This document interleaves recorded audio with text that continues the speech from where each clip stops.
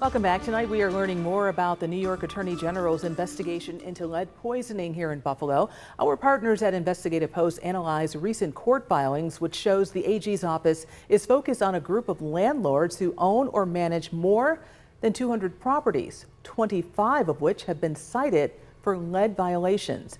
Investigative Post reporter Ijaz Jasil joins me in studio to discuss the next steps in this investigation. We have seen a lot of attention around this particular idea. Why is the Attorney General really involved in this investigation? They're really in tune.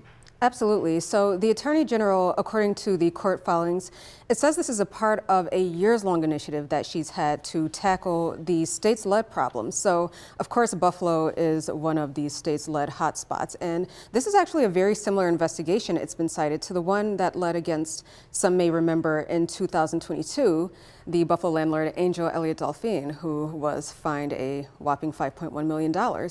So this is not the same investigation, but it's very similar in that there are some bad actors here, and the AG is really looking to see the impact of these properties, especially on children who have been lead poisoned. You're right about that. I did notice that your reporting uncovered a web of companies and people traced to the same address. Why is this key to this particular investigation?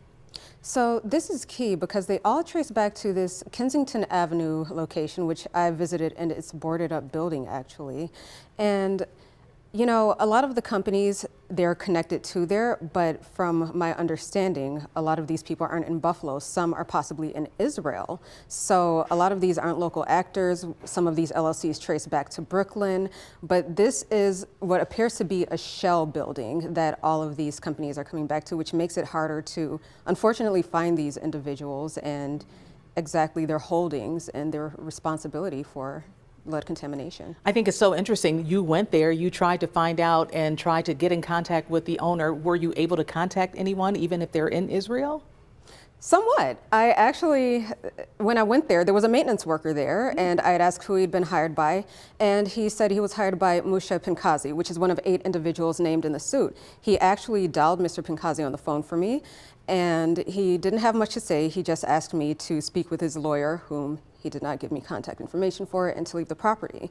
So there does appear to be a local presence here. To what extent, I don't know, but the people that are cited in this are definitely connected to that Kensington building and connected to Buffalo real estate. And it's important for people to understand this. We're talking about lead because this gets in a child's system. We know that it can lead to learning disabilities and so many other health issues. Again, going back to the State Attorney General's investigation, what do you know about the progress and when could it possibly conclude?